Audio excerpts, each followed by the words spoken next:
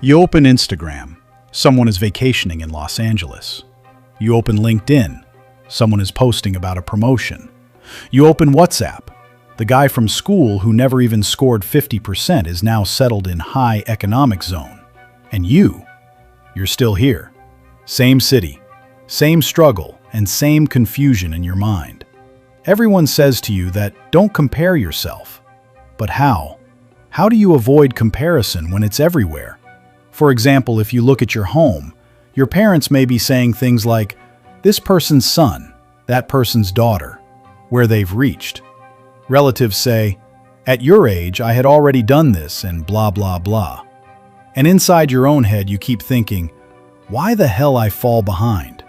And you know what is the worst part? Inside, you know you're more capable of doing everything. You feel you could achieve the same things, but something is stopping you. What? It could be. Just think for a moment. Exactly what is that thing? There was a philosopher. His name was Friedrich Nietzsche. 125 years ago, he said something that is the exact diagnosis of your today problem. He said, most people don't lack talent. They lack a strong enough mind. And the price of building a strong mind is loneliness. So now the question is, why are you behind? It's not a lack of talent. Yes, it is not. You are talented enough. You know you're capable of doing everything. The problem is something else. And in today's video, I will explain that problem. Nietzsche explained that this problem becomes clear when a person actually tries to get serious about his life. The moment you stop going to useless parties, stop pointless arguments, and start focusing on yourself, a strange silence falls over the people around you. You start to feel like people are jealous of you. No, absolutely not. The truth is even more bitter. Your hard work, your growth, is a slap in their face. Your progress shows them a mirror of their own mediocrity. Their average lives reminds them of what they couldn't do. In our society, an average person loves their mediocrity so much that if someone tries to rise above it, they'll use all their strength to pull them back down. This is called crab mentality. The problem isn't your circumstances. The problem is that you never took your mind to a level where it competes, not with the world, but with itself. Today, I'll tell you the exact things Nietzsche said that society will never tell you. Why becoming dangerous is necessary, why being uncomfortable is necessary, and how to build a mind so strong that people start fearing you. Later in this video, we'll cover specific concepts from Nietzsche's philosophy you may never have heard before, like the dancing star, radical freedom, the Übermensch, will to power, amor fati, and self-ownership. These aren't fancy words. These are tools that can make your mind so strong that people start feeling uncomfortable around you. So, let's begin with the first concept. Friedrich Nietzsche wasn't just a philosopher. He was a surgeon of the human mind. He said, you need to have chaos inside you to give birth to a dancing star. To become something brilliant, there must be an earthquake within you. What are we taught from childhood? If you want to be settled in life, find a safe government job. Don't take risks. We all chase peace and stability. But the truth is, no one grows in their comfort zone. I have never seen anyone growing in comfort zone. Think back to the moment in your life when you became the strongest. Was it when you were sitting in an air-conditioned room watching Netflix? Or was it when your pocket was empty, your heart was broken, you failed an exam and felt like the world had ended? You had to fight to rebuild yourself and create an identity. From childhood, we're taught to fear suffering. We go to churches and pray, God, make my life easy. But Nietzsche says, stop asking for an easy life. Ask for strong shoulders. The chaos in your life right now, the fear of unemployment, family pressure, sleepless nights, this isn't a problem. It is the fuel of your life vehicle. Nietzsche believed pain isn't life's mistake. It's life's main engine. The day you start drinking your pain like medicine, you become dangerous. Because the man who has nothing to lose and doesn't fear pain cannot be defeated by any force in the universe. Why does society fear you when you change? Because when others are running from difficulties, you're walking straight through them with your chest out. When they beg to be normal, you insist on being great. But enduring pain alone isn't enough. Every second person is miserable. Just look at the faces on a local train. So now you may be thinking that why aren't they superhuman? Because they lack one thing, and that is called the responsibility. Here comes Nietzsche's most controversial and powerful concept. God is dead. People get angry when they hear this line, but understand its meaning. He wasn't attacking religion. He was attacking our mental weakness. He was killing the illusion that someone else will fix everything, that if it's written in fate, it will happen, that someone will come, a miracle will occur, and life will be set. Nietzsche strangled this illusion. He looks people like you in their eyes and says, no one is coming.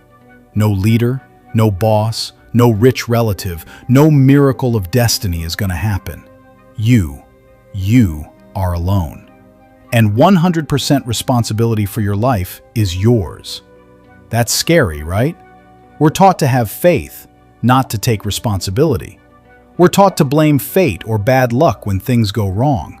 Making excuses is easy, but the moment you accept that you are responsible for your situation, you transform from a child into a man. God is dead means the death of your excuses, not the God. Now you can't play the blame game. Either you build yourself or you destroy yourself. The choice is yours. This is where real power is born, the radical freedom.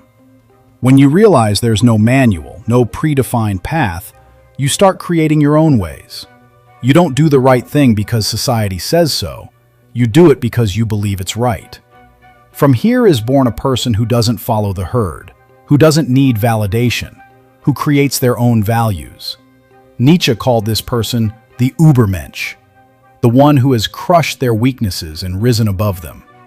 So far we've covered the dancing star. Your inner chaos is the fuel for transformation. God is dead. No one is coming to save you. Radical freedom. You create your own path. And the introduction of the Übermensch, the one who lives these concepts. Next we'll see how you can reach a level where loneliness no longer scares you, but becomes your strength. There's a common disease in not only America, but in this whole world that no doctor can cure. The disease is, what will people say? We live our whole lives in fear of this. We study what's considered safe, do jobs society finds respectable, and even marry where others approve. We're all part of a herd, where if you step slightly out of line, 100 people rush to pull you back. But Nietzsche believed the purpose of humanity isn't to get lost in the crowd. Man is a rope, stretched between animal and Übermensch. Most people die as animals, eat, drink, reproduce, and die. But a rare few cross the rope. The Übermensch isn't a superhero who flies, or just a rich businessman.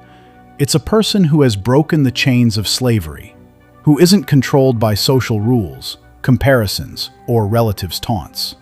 They listen to everyone but act on their own judgment. The Übermensch is an internal state. It is a mental condition. Imagine waking up tomorrow without needing anyone's approval, not caring whether the world calls you crazy or a genius. That's the real power of the Übermensch. Nietzsche said, "Don't follow commandments. Instead, create your own values." Our education system teaches obedience. Sit quietly and don't question.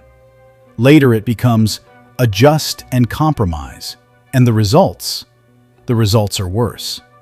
Even at 25 or 30, we're afraid to make our own decisions.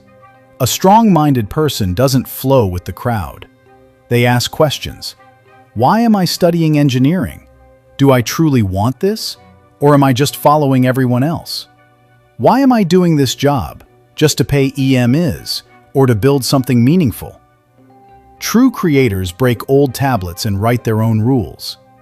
Maybe success for you isn't a government job, but building a business. Maybe happiness isn't a big house, but traveling the world.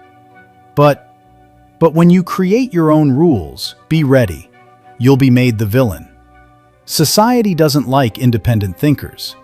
People will judge you, call you arrogant. They will say things like you've changed. In Nietzsche's philosophy, that's a compliment. If sheep don't fear the lion, how will the lion be a lion? Now comes another key concept: the will to power. We're taught that contentment is the highest virtue and ambition is greed. Nietzsche rejected this idea completely. He said life is will to power, not just breathing, but growing, expanding, winning, and dominating your environment. This doesn't mean becoming rich overnight. It means bringing power into small decisions. Weak people complain. Strong people make themselves so valuable they don't need to complain. Stop apologizing for your ambition. If you want money, just earn it. Yes, just earn it. If you want power, pursue it. This will to power isn't about crushing others. It's about becoming your best version. Ask yourself every day, am I better than yesterday?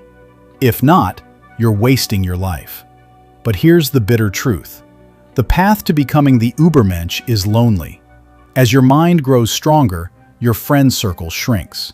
You'll feel disconnected from people whose conversations never go beyond movies or gossip. Parties will bore you. You'll feel like you're from another planet. Friends will say, "You've changed." And slowly, you'll be excluded from the zone.